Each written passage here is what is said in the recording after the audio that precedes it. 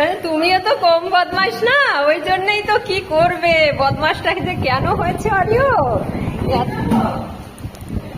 দাও হালকা।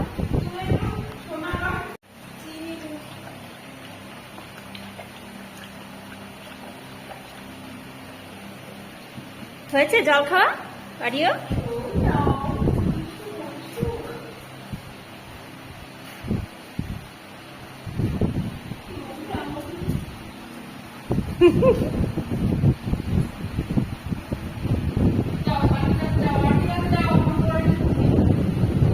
সোনা পাপা, সোনা পাপা।